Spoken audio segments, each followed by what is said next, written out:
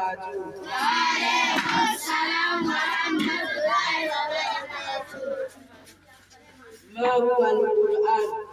القرآن هو كلام الله تعالى الذي أنزله على نبيه محمد صلى الله عليه وسلم بواسطة ملك جبريل عليه السلام بلفظه العربي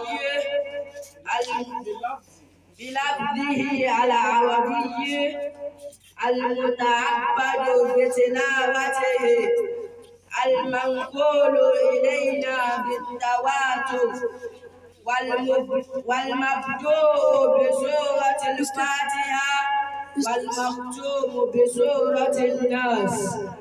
السور في القرآن: سورة الفاتحة، سورة البقرة، سورة آل عمران، سورة النساء، سورة المائدة، سورة الأنعام، سورة الأعراف، سورة الأنفال، سورة التوبة، سورة يونس، سورة الهود، سورة يوسف، سورة الرعد، سورة إبراهيم، سورة الهجر، سورة